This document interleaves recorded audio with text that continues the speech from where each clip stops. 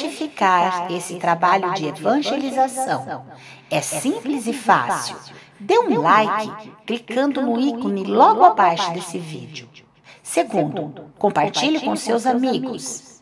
Terceiro, inscreva-se no canal. E por fim, acione o sininho para receber um aviso quando houver novas postagens. Festa de São Pedro e São Paulo. Evangelho de Mateus, capítulo 16, versículo de 13 a 19. Nesta festa de São Pedro e São Paulo, queremos agradecer a Deus pela existência desses dois gigantes da nossa igreja em seus primórdios, os quais se empenharam na missão de dar continuidade a essa obra salvadora, a qual foi iniciada pelo próprio Cristo. Foram eles que, numa doação sem igual na história e cheios do Espírito Santo, com muita fé e coragem, se dedicaram à evangelização que marcou o início da Igreja Católica. Do mesmo modo, hoje nós festejamos a pessoa do Papa, que é o sucessor de Pedro. Tu és Pedro, e sobre esta pedra construirei a minha igreja, e o poder do inferno nunca poderá vencê-la. Eu te darei as chaves do reino dos céus. Estas foram as palavras usadas por nosso Senhor Jesus Cristo na ordenação de Pedro, o primeiro Papa da história da Igreja Católica. Jesus nos escolhe não necessariamente pela nossa pureza, e sim pelo tamanho da nossa fé. Assim foi a escolha de Pedro, aquele que o negou por 3 vezes e que não tinha uma inteligência brilhante até o dia de Pentecostes, quando foi transformado pelo fogo do Espírito Santo e fez um discurso que todos os entenderam em suas próprias línguas. Pedro, como todos os apóstolos escolhidos por Jesus, não era um grande exemplo de santidade, mas era um homem de grande fé. Pedro professa essa fé quando responde à pergunta de Jesus: Tu és o Cristo, o Filho de Deus vivo. De sua parte, Jesus reconhece a sua fé e diz: Tu és Pedro, e sobre esta pedra edificarei a minha igreja.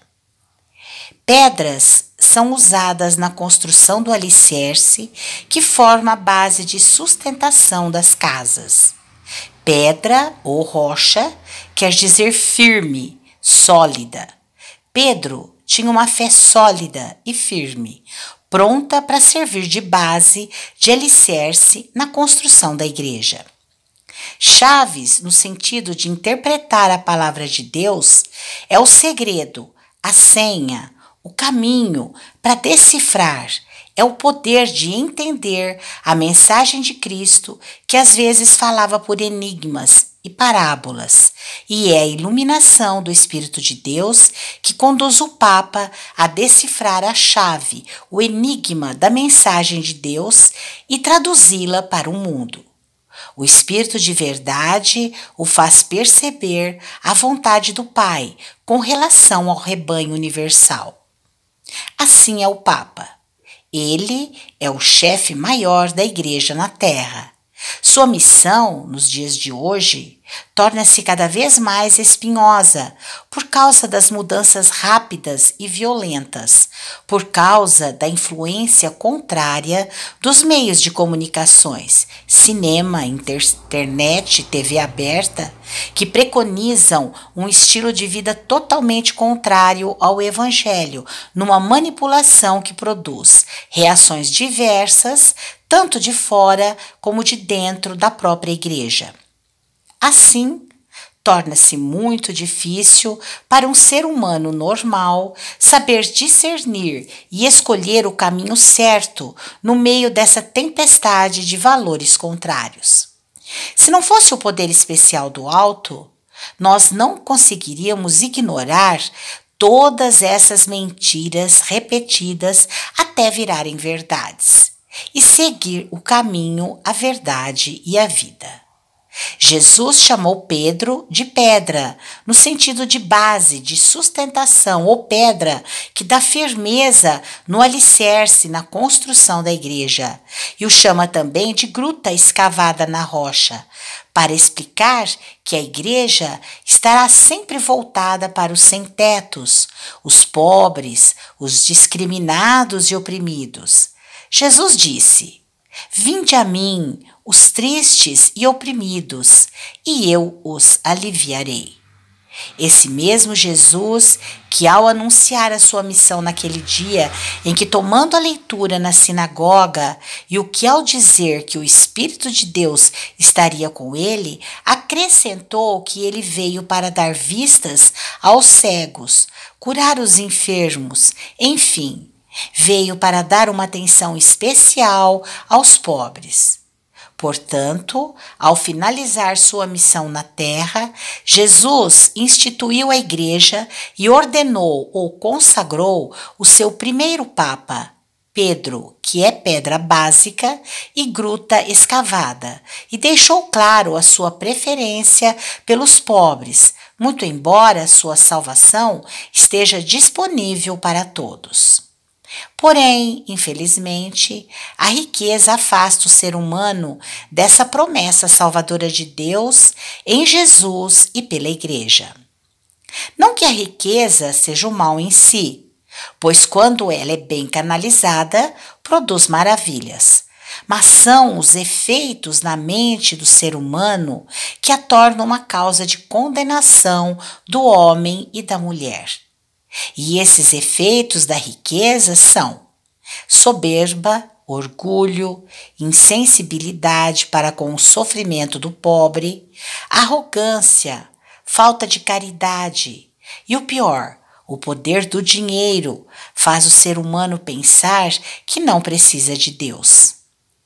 Apesar de Jesus ter dito que era mais fácil um camelo passar no fundo de uma agulha do que um rico entrar no reino dos céus, apesar dele ter dito: "Bem-aventurados os pobres", e ai de vocês, os ricos, com o seu sorriso fácil, Jesus não queria a condenação dos poderosos da terra. O seu plano de salvação da humanidade é para todos, ricos, pobres, negros, brancos, feios, bonitos, mulheres, crianças. Paulo, ao dizer que combateu o bom combate, não significa que ele pegou em armas e obrigou os cristãos a seguirem o evangelho à força. Nada disso. Paulo combateu a preguiça e o medo de sair pelo mundo então conhecido, levando a palavra de Deus. Ele combateu o seu egoísmo, combateu a sua sensualidade, combateu sua ambição de ter uma vida confortável, combateu a incredulidade e defendeu a fé em Deus. Esses dois gigantes que iniciaram a igreja humana não contavam sequer com meios de transporte e de comunicações para facilitar o seu trabalho missionário. A sorte foi que as principais cidades ou comunidades estavam localizadas nas bordas do mar Mediterrâneo, o que propiciou a sua locomoção por meio de embarcações nem sempre seguras, o que os fizeram viver tormentas e naufrágios, dos quais foram salvos pelas mãos de Deus. Aliás, Deus esteve todo o tempo do lado deles, mesmo nos momentos de aflições. Basta dizer que foi o próprio Deus quem libertou Pedro daquela prisão, se fazendo passar por um anjo, assim como libertou o seu filho, ressuscitando-o dos mortos. Prezados irmãos, nós também precisamos arregaçar as mangas e, numa atitude de seguidores e imitadores de Pedro e Paulo, irmos à luta, não para brigar, e sim para combater a incredulidade desse mundo que está mergulhado nas trevas, das drogas, da violência, das separações, dos assassinatos e da ausência de uma catequese sustentável. Precisamos combater a nossa indiferença, a nossa falta de coragem em nos apresentar como cristãos católicos, a nossa pouca fé, combater a confiança nas armas, nos planos de saúde, nos seguros de vida, nos medicamentos com seus efeitos colaterais, na embriaguez como forma de diversão e voltarmos a viver em Cristo e levá-lo com toda a força da nossa vitalidade aos nossos irmãos. Desejamos a todos um abençoado e santo domingo.